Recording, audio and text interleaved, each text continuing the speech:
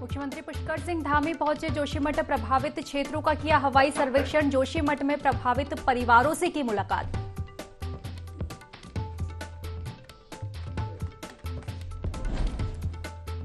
और बर्खास्त कर्मियों को कांग्रेस का समर्थन। कांग्रेस प्रदेश अध्यक्ष का मिला समर्थन।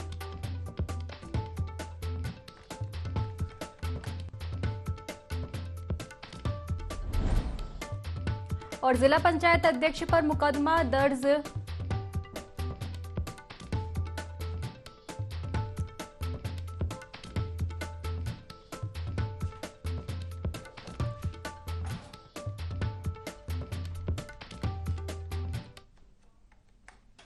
नमस्कार, बहुत बहुत स्वागत है आपका देवभूमि लाइव में और मैं हूं आपके साथ खुशी व्यास। अब बड़ी खबर आपको जोशीमठ से बता दें, जहां पर स्थिति दयनीय हो चुकी है। जी हां, आपको बता दें कि जोशीमठ में लगातार जो है जमीनों में दरारों का सिलसिला लगातार जारी है। इसी के चलते सीएम धामी जोशीमठ पहुंचे हैं। सीएम धामी ने प्रभावित क्षेत्रों का हवाई सर्वेक्षण किया है। इसी के साथ आपको बता दें कि प्रभावित क्षेत्रों में प्रभावितों से मुलाकात भी सीएम धामी ने की है।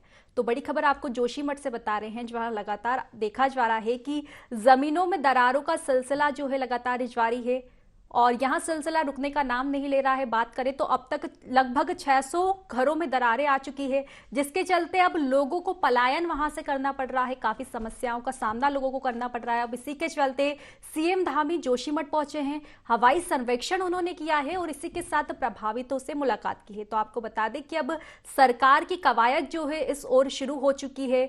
दौरा उस क्षेत्र का किया जा रहा है, साथ ही प्रभावितों से मुलाकात की जा रही है और जो भी संभव मदद है वो की जा रही है। इसी के साथ बता दें कि सीएम धामी ने हवाई सर्वेक्षण किया है और लोगों से मुलाकात की है। और बात करें तो आपदा कंट्रोल रूम को स्थापित करने का आदेश सीएम धामी ने दिया है। इसी के साथ डेंजर जोन तुरंत खाली करवाया जाए, पुनर्वास केंद्र बनाए जाए, वहीं सबको शिफ्ट किया जाए, ऐसा आदेश जो है सीएम धामी ने दिया है।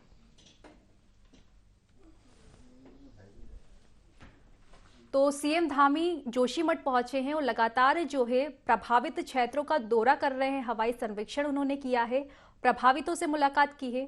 और बात करें जोशीमठ की तो लगातार जो जमीनों में दरारों का सिलसिला है जारी है, जिसके चलते लोगों को काफी परेशानियों का सामना करना पड़ रहा है। आपको बता दें कि बीते दिनों ही एक मंदिर भी जोशीमठ में ढह गया है, जिससे लोगों में काफी दहशत का माहौल पैदा हो गया है। इसी के साथ अगर बात करें तो आपको बता दें कि जोशीमठ में जो चीन बॉर्डर है, बद्रीनाथ हाईवे जोशीमठ भी अब भू धसाव की चपेट में आ गया है। अब इससे कहीं ना कहीं भारतीय सेना चीन की सीमा से कट जाए, ऐसी भी संभावनाएं जो है लगातार जताई जा रही है। तो कहीं ना कहीं गंभीर विषय अब जोशीमठ बन चुका है। जोशीमठ में जिस तरह की परिस्थितियां देखी जा रही है और इसी के चलते अब सीएम धामी जोशीमठ पहुंचे हैं। लगातार क्षेत्रों का दौरा किया जा रहा है, प्रभावितों से मुलाकात की जा रही है और निश्चित मदद, जो भी संभव मदद है वो दी जा रही है। आपको बता दें कि सीएम धामी ने कई आदेश जो है अधिकारियों को दिए हैं। आपदा कंट्रोल रूम को स्थापित करने का आदेश उन्होंने दिया है। इसी के साथ जो डेंजर जोन है उनको तुरंत खाली करवाया जाए, पुनर्वास केंद्र बनाए जाए, वहीं सभी को जोशीमठ से सुरक्षित स्थानों पर शिफ्ट किया जाए, ऐसे आदेश भी सीएम धामी ने दिए हैं। तो लगातार जो है सरकार की कवायद लगातार जारी है। जिस तरह से माहौल जोशीमठ का भी देखा जा रहा है, आपको बता दें कि देवभूमि का जोशीमठ जो है ऐसा शहर है जहां से बद्रीनाथ का जो प्रवेश द्वार है वो भी जोशीमठ माना जाता है। तो ऐसे में कहीं ना कहीं गंभीर परिस्थितियां बन सकती है, क्योंकि जिस तरह से अभी जोशीमठ में देखा जा रहा है दरारें पड़ रही है। बात करें तो लगभग अभी तक 600 घरों में दरारें हो चुकी है। लोगों में काफी दहशत का माहौल देखा जा रहा है। अब ऐसे में सवाल उठ रहे हैं, बद्रीनाथ का जहां जोशीमठ प्रवेश द्वार माना जाता है, तो कहीं ना कहीं तीर्थ यात्रियों को और भक्तों को भी इसका सामना करना पड़ सकता है, क्योंकि जिस तरह से अभी जोशीमठ की स्थिति है, आगामी दिनों में और भी भयावह स्थिति यहां पर हो सकती है। और इसी को लेकर लगातार सरकार की कवायद जारी है। सीएम धामी ने आज हवाई सर्वेक्षण किया है और तमाम जो अधिकारी हैं उनको निर्देश दिए हैं, आपदा कंट्रोल रूम स्थापित करने के निर्देश दिए हैं। इसी के साथ डेंजर जोन को तुरंत खाली कराया जाए, ऐसे निर्देश भी जो है दिए गए हैं।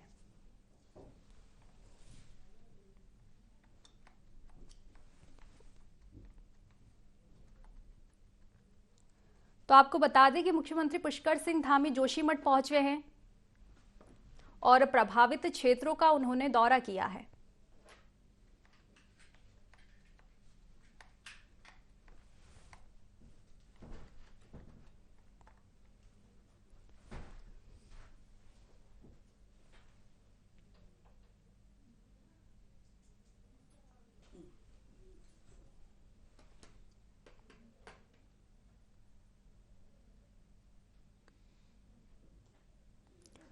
तो आपको बता दें कि सीएम धामी आज जोशीमठ पहुंचे हैं और लगातार जो है जोशीमठ में प्रभावित क्षेत्रों का दौरा किया जा रहा है।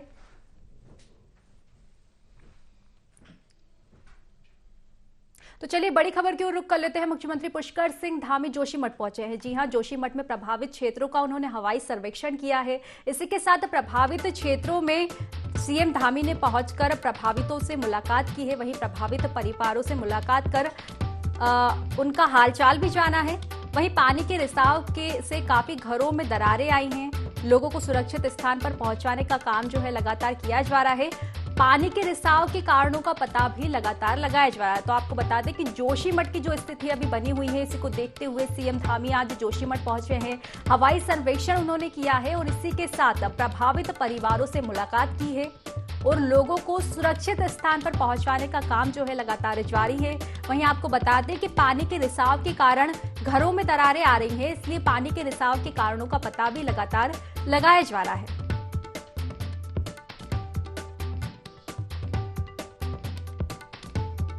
तो अब सरकार की कवायद जो है जोशीमठ को बचाने की ओर हो चुकी है। लगातार जो है प्रयास किए जा रहे हैं कि किस तरह लोगों को सुरक्षित स्थानों पर पहुंचाया जाए।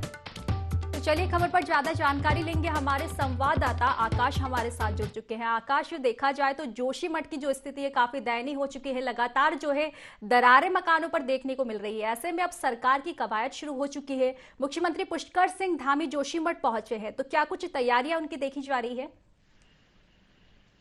हाँ, देखिए बिल्कुल जिस तरीके से जोशीमठ को लेकर के अगर हम खास तौर पे बात करें तो सरकार काफी गंभीर नजर आ रही है, क्योंकि जिस तरीके से सरकार को ये मालूम चला कि जो जोशीमठ है उसमें एक तरीके से तमाम ऐसे मकान है जिसमें दरारें देखने को मिली है। साथ ही साथ 2 तारीख के बाद से जो जल रिसाव है वो भी एक तरीके से देखने को मिल रहा है। तो उसके बाद से कहीं ना कहीं सरकार एक्शन मोड पर आई है। महत्वपूर्ण बात यह है कि सरकार ने पूरी तरीके से मुस्तैदी के लिए, चाहे गढ़वाल कमिश्नर हो या फिर जिलाधिकारी हो या स्थानीय प्रशासन हो, उन्हें वहां पर कैंप करने के निर्देश जारी किए गए हैं। और साथ ही साथ कल एक महत्वपूर्ण बैठक मुख्यमंत्री ने की थी जिसमें कहा गया था कि जो पहले प्रायोरिटी है वो कहीं ना कहीं जो प्रभावित परिवार है उनको एक तरीके से रेस्क्यू करके सुरक्षित स्थान पर पहुंचाना है। क्योंकि लगातार एक तरीके से जो वहाँ पर कमेटी भी गई थी, एक विशेषज्ञों की टीम भेजी गई थी, उसने वहाँ पर देखा था कि किस तरीके से वहाँ पर भू रिसाव हो रहा है, क्या कुछ कारण है। तो उन तमाम चीज़ों का भी इम्प्लीमेंटेशन किया जा रहा है। और ऐसे में कह सकते हैं कि आज खुद मुख्यमंत्री पुष्कर सिंह धामी वहाँ पर पहुंचे हैं, तो हवाई सर्वेक्षण भी उन्होंने किया है। उसके अलावा अगर हम बात करें तो स्थलीय निरीक्षण उन्होंने किया है, जहाँ पर तमाम प्रभावित लोगों से उन्होंने मुलाकात की है। उनके घर भी वो गए हैं, तमाम दरारें उन्होंने देखी, किस तरीके से वहाँ पर भू रिसाव हो रहा है, किस तरीके से मकान जो है एक तरीके से काफी खतरे की जद में आ चुके हैं। तो ऐसे में कहीं ना कहीं सरकार ने सीधे तौर पर निर्देश किया है कि जो भी प्रभावित परिवार है, तकरीबन 600 से अधिक ऐसे घर हैं जहाँ पर दरारें आई हैं, उनको सुरक्षित स्थान पर पहुंचाया जाए, उनको मदद पहुंचाई जाए। सरकार की तरफ से कोशिश की जा रही है कि उन्हें सुरक्षित स्थान पर भेजा जाए। साथ ही साथ अगर वहां से उन्हें कहीं शिफ्ट किया जाता है तो उनके लिए बाकायदा किराए की, यानी कि जो किराए पर अगर कोई व्यक्ति रहता है तो उसके लिए भी सरकार की तरफ से किराया जो है मुहैया कराया जाएगा। इनके हर महीने जो है किराए की धनराशि भी उनको दी जाएगी। उसके अलावा डीएम के साथ साथ जो आपदा सचिव है या फिर उसके अलावा अगर हम बात करें गढ़वाल कमिश्नर की, तो सभी को कैंप करने के निर्देश वहां पर दिए गए हैं। लगातार प्रभावितों से बातचीत भी की जा रही है। मुख्यमंत्री ने खुद उनका दुख दर्द समझा है और यही वजह थी कि मुख्यमंत्री आज खुद जो है जोशीमठ जब पहुंचे तो तमाम प्रभावित परिवारों से उन्होंने मुलाकात की है। तो कह सकते हैं कि सरकार पूरी तरीके से मुस्तैदी के साथ जोशीमठ को बचाने में जुट चुकी है। बाकायदा केंद्र सरकार ने भी एक कमेटी का गठन किया है जो तमाम चीजों को लेकर के अध्ययन कर रही है। 3 दिन हमें कमेटी को कहा गया कि वो रिपोर्ट सौंपे। तो ऐसे में कह सकते हैं कि चाहे उत्तराखंड सरकार हो या फिर केंद्र सरकार, दोनों ही जोशीमठ को लेकर काफी गंभीर है। और ऐसे में स्थिति में कहीं ना कहीं ये कोशिश की जा रही है कि किस तरीके से प्रभावित लोगों को बचाया जा सके और उनको सुरक्षित स्थान पर पहुंचाया जा सके, और साथ ही साथ जो जोशीमठ का अस्तित्व है उसको भी एक तरीके से बरकरार रखते हुए जो है उसे बचाया जा सके। तो कहीं ना कहीं अब कवायद पूरी तरीके से चल रही है कि जोशीमठ को बचाना है, और उसी को लेकर कहीं ना कहीं खुद मुख्यमंत्री आज ग्राउंड जीरो पर पहुंचे, जब आप तमाम जो व्यवस्था है उसका जायजा उन्होंने लिया है। जी आकाश, देखा जाए तो सरकार की कवायद पूरी है, लेकिन जिस तरह से देखा जा रहा है जो जमीनों में दरार का सिलसिला है लगातार जारी है। खबर आ रही है कि गुरुवार रात को भी वहां पर दरारे का जो सिलसिला है तेज हो गया। एक साथ 6 मकान, वहां पर 6 मकानों में काफी बड़ी संख्या में दरार देखी गई थी। तो इसी के साथ बताया जा रहा है कि बद्रीनाथ का जो हाईवे है वो भी अब भू धसाव की चपेट में आ गया है। तो कहीं ना कहीं इससे आगामी समय में जो तीर्थ यात्री रहेंगे उनको भी परेशानियों का सामना करना पड़ सकता है। हाँ, देखिए बिल्कुल, जिस तरीके से दरारें जो देखने को मिल रही है वो काफ़ी चिंताजनक है और ये वजह है कि कई ऐसे होटल्स हो गए, घर होंगे जिसमें दरारें आई हैं और सबसे महत्वपूर्ण बात ये है कि बद्रीनाथ का पड़ाव जिसे कहते हैं, तो ऐसी स्थिति में अगर इस तरीके की भूदशा वहाँ पर होता रहता है, तो खतरे की जद कहीं न कहीं वहाँ पर रहेगी और यही वजह है कि मुख्यमंत्री जब आज तक पहुँचे थे तो उन्होंने सीधे तौर पर अधिकारियों को निर्देश दिया है कि जिन जो डेंजर ज़ोन है उसको एक तरीके से त्वरित गति से जो स्पॉट किए गए हैं, उनमें से लोगों को पहले हटाया जाए, प्रभावित लोगों को वहाँ पर से सुरक्षित स्थान पर पहुँचाया जाए। साथ ही साथ कह सकते हैं कि भविष्य को देखते हुए कोशिश की जा रही है कि किस तरीके से इसको बचाया जा सकता है और यही वजह है कि जो विशेषज्ञों की टीम गई थी, उनसे भी रिपोर्ट माँगी गई है कि इसको बचाने के लिए किस तरीके के प्रयास किए जा रहे हैं। महत्वपूर्ण जी। बात ये है कि जो तमाम वहाँ पर निर्माण कार्य चल रहे थे, उसको भी रोक दिया गया है। साथ ही साथ केंद्र सरकार भी अपनी तरफ से अध्ययन कर रही है कि आखिरकार किस तरीके से इतना भूदसाव यहाँ पर देखने को मिल रहा है। लगातार जो दरारें हैं वो आ रही हैं, साथ ही साथ पानी का रिसाव भी एक तरीके से हो रहा है। तो ये जी। तमाम कोशिशें हैं जिसको लेकर के केंद्र सरकार भी गंभीर है, राज्य सरकार भी गंभीर है। अपने स्तर पर अब कोशिश यही चल रही है कि किस तरीके से जोशीमठ को बचाया जा सकता है और उसी के तहत कहीं न कहीं काम जो है वो राज्य सरकार और केंद्र सरकार की तरफ से का किया जा रहा है। आकाश, देखा जाए तो अभी काफी चिंताजनक एक और विषय है जिसकी ओर अभी ध्यान खैर कम दिया जा रहा है, लेकिन बद्रीनाथ के आगे जिस तरह से देखा जा सकता है कि भारत और चीन की सीमा है, ऐसे में बताया जा रहा है कि सीमा है और सीमा की जो दीवार है वहां पर भी दरारें देखी गई है। तो कहीं ना कहीं काफी चिंताजनक विषय हो सकता है, क्योंकि सुरक्षा की दृष्टि से देखा जाए भारत चीन सीमा में अगर दरार आती है तो कहीं ना कहीं काफी गंभीर विषय हम इसको मान सकते हैं। हाँ, देखिए बिल्कुल यही वजह है कि गंभीर विषय है और इसी को लेकर सरकार कहीं न कहीं एक्शन मोड में आई है क्योंकि सबसे महत्वपूर्ण बात ये है कि दरारों का जो सिलसिला वो लगातार जारी है, भूदसाव लगातार हो रहा है, लोगों के अंदर एक तरीके से डर का माहौल बना हुआ है। कल भी एक जो मंदिर है वो एक तरीके से जमींदोज़ हो गया था जिस तरीके से खबरें निकल कर सामने आई कि भूदसाव वहाँ पर हुआ और उसकी वजह से जो मंदिर है वो जमींदोज़ हो गया। निश्चित तौर पर कहीं न कहीं जोशीमठ से आगे अगर हम बात करें तो नीतीमाणा का जो एक बॉर्डर एरिया है जो कहीं न कहीं चीन से लगता हुआ इलाका है और अगर इसी तरह की स्थिति बनती रही तो स्वाभाविक बात है कि कहीं न कहीं आने वाले समय में एक बड़ी दिक्कतें हो सकती हैं। चीन जिस तरीके से लगातार अपनी हरकतें करता रहता है, तो उसमें कहीं न कहीं हमारे सैन्य भी उसके जो है मुँह तोड़ जवाब देते रहते हैं। तो ऐसी स्थिति में अगर इस तरीके की दरारों की वजह से कहीं न कहीं भूदसाव होता है, तो स्वाभाविक बात है कि कहीं न कहीं संपर्क एक तरीके से टूट सकता है। लेकिन उसको लेकर के कोशिश यही की जा रही है कि किस तरीके से इसको बचाया जा सकता है। जी। तमाम भूवैज्ञानिकों को वहाँ पर भेजा गया है, एक कमेटी वहाँ पर पूरी तरीके से अध्ययन कर रही है। आपदा सचिव इस समय वहाँ पर मौजूद है, जो लगातार कैंप कर रहे हैं। तमाम चीज़ों के बारे में अध्ययन किया जा रहा है। केंद्र सरकार की बात करें तो खुद पीएमओ स्तर पर इसकी मॉनिटरिंग हो रही है। गृह मंत्रालय पूरी तरीके से इसमें एक्टिव है। तो निश्चित तौर पर कहीं न कहीं ये कोशिश है कि अब जोशीमठ को किस तरीके से बचाया जा सकता है। जी। एसडीआरएफ की तैनाती हो, एनडीआरएफ की तैनाती हो, सभी को तैनात किया गया है और साथ ही साथ ये कहा गया है कि अलर्ट मोड पर एक तरीके से रहे क्योंकि जिस तरीके की दिक्कतें आ रही हैं वो कहीं न कहीं चिंताजनक है और ऐसे में उसमें सबसे महत्वपूर्ण बात ये है कि जान-माल का किसी को नुकसान ना हो और ऐसे में इस आकाश जान-माल के आकाश एक आखिरी सवाल और आपसे कि सरकार की कवायद लगातार जारी है और सरकार और आम लोग सभी चिंता का विषय अब सभी के लिए बन चुका है, लेकिन सबसे बड़ा सवाल यहाँ खड़ा होता है कि भूदसाव का कारण क्या है, क्योंकि लगातार देखने की सूचना मिल रही है कि पेड़ पौधों का कटाव पिछले बीते समय से काफी संख्या में जो है किया गया है। तो कहीं ना कहीं बड़ा कारण हम पेड़ पौधों का कटाव इसे कह सकते हैं। कई एजेंसियों ने पेड़ पौधों का कटाव किया है, तो क्या सरकार का इस ओर ध्यान है कि जो पेड़ पौधों का कटाव है उस पर कमी लाई जाए, उस पर पाबंदी बनाई जाए? हाँ, देखिए बिल्कुल जिस तरीके से वहाँ पे खबरें निकल के सामने आ रही थी कि जो एनटीपीसी का जो प्रोजेक्ट है वो चल रहा था, उसकी वजह से भी कहीं न कहीं वहाँ पे ब्लास्टिंग और साथ ही साथ जो ऑल वेदर रोड का हो गया या उसके अलावा अन्य निर्माण कार्य जो वहाँ पर हो रहे थे उसमें एक ब्लास्टिंग जो की जा रही थी वो कहीं न कहीं चिंता की जनक बात थी। और यही वजह है कि 1976 से लगातार इस ओर एक तरीके से इशारा हो रहा था कि एक तरीके से जो जोशीमठ है वो कहीं न कहीं खतरे की ज़द में है। क्योंकि वहाँ पर जो जिस तरीके की ज्योग्राफी कंडीशन वहाँ पर है वो कहीं न कहीं चिंताएँ उसके लिए लेकर बढ़ती है। तो ऐसी की स्थिति में कहीं न कहीं सरकार भी कोशिश कर रही है कि जोशीमठ के स्वरूप को बचाया जा सकता है, उसको किस तरीके से जी। उस पे काम किया जी जाए बिल्कुल और यही आकाश, वजह देखा है जाए तो कि कहीं न कहीं सरकार की पूरी कवायद है जोशीमठ को बचाने के लिए। उत्तराखंड के मुख्यमंत्री पुष्कर सिंह धामी ने देहरादून स्थित उत्तरांचल प्रेस क्लब पहुंचकर क्लब से जुड़े सभी नए चयनित सदस्यों को शपथ दिलाई। मुख्यमंत्री पुष्कर सिंह धामी ने सभी सदस्यों को शुभकामनाएं देते हुए कहा कि पत्रकार हमेशा ही सरकार और प्रशासन के बीच में सेतु का काम करते हैं। उन्होंने कहा कि समाज में पत्रकारों की बहुत महत्वपूर्ण भूमिका है जो समय समय पर नजर आती है। इस दौरान प्रेस क्लब के सदस्यों ने मुख्यमंत्री पुष्कर सिंह धामी के सम्मुख पुस्तकालय निर्माण, गेस्ट हाउस समेत अन्य मांगों को रखा, जिस पर मुख्यमंत्री ने तुरंत संबंधित अधिकारियों को इन सभी मांगों पर विचार करने के निर्देश दिए। इसके साथ ही मुख्यमंत्री ने एक महत्वपूर्ण बात पर भी जोर देते हुए कहा कि पत्रकारों की हेल्थ कार्ड की मांग पर सरकार एक कमेटी का गठन करेगी और जल्द ही किसी नतीजे पर पहुंचेगी ताकि पत्रकारों को भी अन्य कर्मचारियों की भांति स्वास्थ्य का लाभ मिल सके।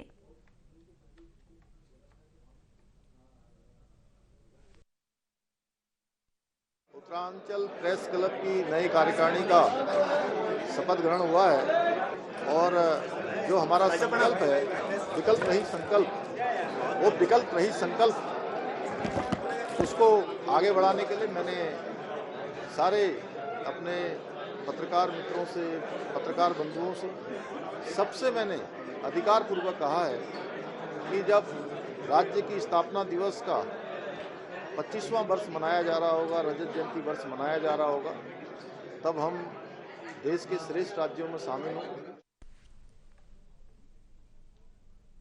उत्तराखंड विधानसभा से बर्खास्त कर्मियों का अनिश्चितकालीन धरना प्रदर्शन 20वें दिन भी लगातार जारी रहा। इस दौरान कांग्रेस के प्रदेश अध्यक्ष करण माहरा ने धरना स्थल पर पहुंचकर बर्खास्त कर्मियों को समर्थन देने की बात कही। उन्होंने कहा कि उत्तराखंड विधानसभा में भर्ती मामले में अनियमितताएं राज्य गठन से ही हुई है, इसलिए कार्यवाही भी समान रूप से होनी चाहिए। कोटिया कमेटी की रिपोर्ट में साफ लिखा है कि भर्ती प्रक्रिया में अनियमितताएं राज्य गठन से हुई है, तो विधानसभा अध्यक्ष द्वारा कार्यवाही केवल 2016 के बाद ही क्यों की गई। साथ ही कहा कि अनियमित प्रक्रिया से विधानसभा में भर्ती हुए कर्मचारी यदि स्थायी भी हो चुके हैं तो भी वे सब अनियमित ही कहे जाएंगे। उन्हें स्थायी होने के आधार पर विधानसभा अध्यक्ष संरक्षण नहीं दे सकते हैं। प्रोसेस विधानसभा में थी, उस प्रोसेस के तहत इन लोगों ने अप्लाई किया और ऐसा नहीं कि इसमें योग्य लोग नहीं, इसमें भी योग्य लोग थे, उन्होंने अन्य जगहों भी एग्जाम्स थे, लेकिन जब विधानसभा में प्रोसेस के तहत उन्होंने अप्लाई किया और उनको नियुक्तियां दी गई तो उन्होंने यहाँ नौकरियां की और पिछले 5 साल 6 साल से वो लोग काम कर रहे हैं कि विधानसभा के अध्यक्ष के द्वारा किए गए किसी भी निर्णय या कार्य की जाँच केवल दूसरी पीठ ही कर सकती है या कोई समिति जिसमें कुछ मंत्री और विधायक होते हैं उनसे इसकी करे जाते अच्छा होता है।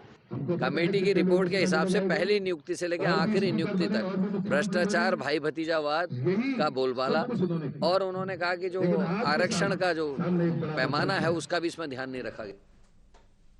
लोहाघाट में कड़ाके की ठंड के कारण कई क्षेत्रों में पाला पड़ रहा है, जिस कारण 2 पहिया वाहन चालक गिरकर चोटिल हो रहे हैं। वहीं बीजेपी नेता अजय बिष्ट का कहना है कि दुर्घटना होने के बाद भी लोक निर्माण विभाग के अधिकारियों के द्वारा पालाग्रस्त क्षेत्रों में किसी भी प्रकार के सुरक्षात्मक उपाय नहीं किए जा रहे हैं, जबकि डीएम ने पालाग्रस्त क्षेत्रों में नमक और चूना छिड़काव के आदेश दिए हैं। लोक निर्माण विभाग ने जो इतनी बड़ी लापरवाही करी है, चौमेल रोड में की जो इतनी खतरनाक दुर्दशा है, गड्ढे तो उन्होंने भरे नहीं, लेकिन आज अब जो पाला क्षेत्र है जो दुर्घटनाओं को लगातार दावत दे रहा है, कम से कम 100-150 मीटर लंबा पाला क्षेत्र पड़ा हुआ है मोड़ में, और वहां आज सामने की बात है एक दुर्घटना भी हो पड़ी।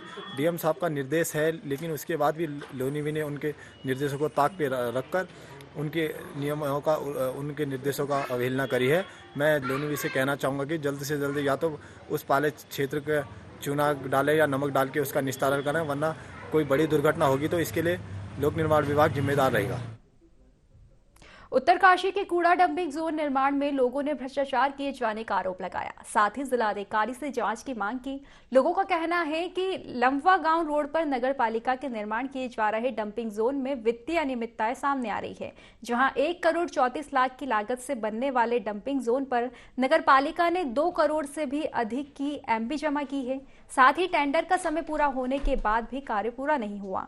वहीं नगरपालिका अध्यक्ष का कहना है कि डंपिंग जोन का काम हाई कोर्ट के आदेश पर किया जा रहा है और इसमें कोई भी भ्रष्टाचार नहीं हो रहा है। साथ ही कहा कि कुछ महीनों बाद नगरपालिका के चुनाव होने वाले हैं, इसलिए ऐसे आरोप लगाए जा रहे हैं। नगरपालिका परिषद बाड़ाड़ को जो कूड़ा निस्तारण हेतु भूमि आवंटित की गई थी, इसमें जो है पिछले कुछ वर्ष से जो है कार्य चल रहा था, जिसमें कूड़ा निस्तारण केंद्र बनना था, जिसके लिए जो है पालिका का जो है ठेकेदार के साथ जो अनुबंध हुआ था उसमें जो है तय धनराशि जो है 1 करोड़ 11 लाख के समथिंग थी। और उसके बाद जो है कार्य जब आगे किया गया, जब माप पुस्तिका तैयार की गई, उस अनुसार जो है फिर इनको जो है 1 करोड़ 27 लाख के समथिंग का पेमेंट भुगतान किया गया है। जो कूड़ा निस्तारण केंद्र की जो जगह है वहाँ पर जो है सिर्फ एक समतलीकरण का कार्य किया गया है। साथ ही में जो है उक्त कार्य की जो एमबी 2 करोड़ 53 लाख के लगभग की कर दी गई है। कार्य क्यों अपूर्ण हुआ है या कौन इसमें यदि दोषी है तो उसके ऊपर जो है जांच करके जो है कार्रवाई की जाए। उस समय ये देखते हुए डीएम साहब ने कहा कि जितनी जमीन हमने आपको दे दी, आप इसको डेवलप करो और तत्काल करो, इसमें आप कोई कोताही मत बरतो। तो हमने ये सोचा कि पहले हम इस जमीन को ऑक्यूपाई कर लें, इसलिए जो पैसा ज़्यादा लगा है और जो पूरा काम नहीं हो पाया वो इसलिए नहीं हो पाया क्योंकि हमारे पास ज़मीन कम थी और अब ज़्यादा हो गई। उधम सिंह नगर के खटीमा में भारत नेपाल सीमा स्थित लाल कोठी के कार्यक्षेत्र भुटाई खोसी कुआ पचोरिया और कुटरी में नागरिक कल्याण कार्यक्रम आयोजित हुआ। 57वीं वाहिनी सशस्त्र सीमा बल के द्वितीय कमान अधिकारी अनिल कुमार के नेतृत्व में आयोजन किया गया। कार्यक्रम का शुभारंभ सशस्त्र सीमा बल के द्वितीय कमान अधिकारी अतुल बंदेज बुझे और 57वीं वाहिनी के सशस्त्र सीमा बल के कार्यवाहक उप कमांडेंट सुरेश शर्मा ने किया।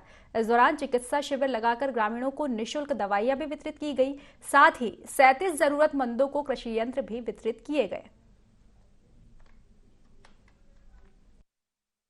एरिया में जो गांव है जहां पर भी हमारी कंपनी है या बीओपी सेटअप है, हम उनको उनके वेलफेयर्स के लिए कुछ स्कीम्स जो सेंट्रल गवर्नमेंट की स्कीम है उसको चलाते हैं, जिसमें हम लोग veterinary civic action, medical civic action तथा फार्मिंग टूल्स इत्यादि का डिस्ट्रीब्यूशन करते रहते हैं तथा इन लोगों को जो भी सरकार की स्कीम्स है उनके बारे में अवेयर करते रहते हैं कि ये सेंट्रल गवर्नमेंट की स्कीम है। जैसे हम अभी मैं डिस्कशन कर रहा था कि नशा मुक्ति अभियान है, जल संचय जल शक्ति अभियान है या फिर वृक्षारोपण अभियान है। बहुत सारे जो गवर्नमेंट की स्कीम हम चाहते हैं कि ये स्कीम गांव के जो देश के जो लास्ट लाइन पर लोग बैठे हैं वो उन तक ये चीज़ें पहुँचे और वो देश की मुख्य धारा में जुड़कर मतलब देश के विकास के लिए कंट्रीब्यूशन करें।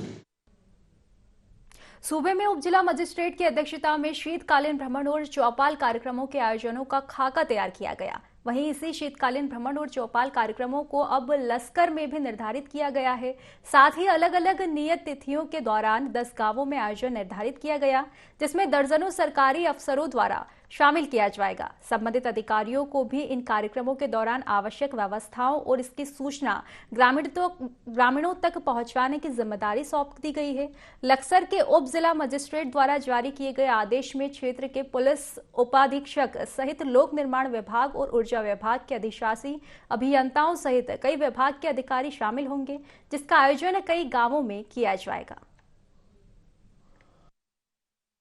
हमने एक शेड्यूल जारी किया है जिसमें लगभग 18 से 20 गांवों में भ्रमण, रात्रि विश्राम और चौपाल कार्यक्रम किए जाने का है, जिसमें संबंधित विभागों के लोगों को भी हमने उसमें बुलाया है और मौके पर ही गांव में जो लोगों की समस्या है उसका निस्तारण किया जाएगा। ग्रामीण क्षेत्र में किसी प्रकार की विकास योजनाएं हैं, अन्य जो जन समस्याएं और शिकायत सुझाव है उसको लेकर के चौपाल वगैरह आयोजन किया जा रहा है। तो लगातार ये कार्यक्रम फरवरी तक हम लोग कोशिश करेंगे कि ये चलते रहे और जिससे कि ग्रामीणों को उनके घर पे ही, उनके गांव में ही जो सुविधाएं हैं सरकार के द्वारा दी जा रही हैं, जो योजनाएं हैं उनकी जानकारी मिले और उनका लाभ प्राप्त। हरिद्वार में विद्युत विभाग की बड़ी लापरवाही सामने आई है, जहां बिजली ट्रांसफार्मर के गेट खुले होने के कारण एक बच्चा बुरी तरह करंट में झुलस गया, जिसे घायल अवस्था में इंद्रेश अस्पताल इलाज के लिए लाया गया। बता दें, मामले में विद्युत विभाग भी बच्चे की कोई मदद नहीं कर पा रहा है और प्रशासन का रवैया भी ढूलमुल दिखाई दे रहा है। इन सभी का विरोध दर्ज कराने के लिए भगत सिंह चौक पर लोगों ने प्रशासन का पुतला दहन किया। घटना को लेकर टिबड़ी वासियों के घर घर में आक्रोश है।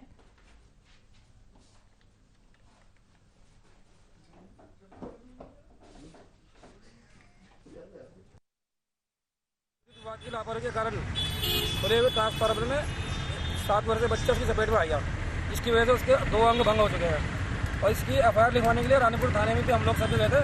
अभी तक कोई एफआईआर नहीं है, ना ही विद्युत विभाग इस पर कोई बच्चे की मदद कर रहा है। अगर जल्दी बच्चे की मदद नहीं की गई, उनको मुआवजा नहीं किया गया, तो हम सभी लोग विद्युत विभाग के अधिकारियों का जल्दी घेराव करेंगे। इसकी जिम्मेदारी सिर्फ और सिर्फ सरकार की होगी। विद्युत विभाग की इतनी बड़ी लापरवाही है, जगह जगह ट्रांसफार्मर रखे हुए हैं। एक तो उनका सेफ्टी नहीं कर रखी उन्होंने, जाल रूप में सेफ्टी करनी चाहिए वो नहीं कर रखी, बिल्कुल लापरवाही कर रखी है। तो फिलहाल की खास खबरों में बस इतना ही। आप बने रहिए IND24 के साथ। नमस्कार।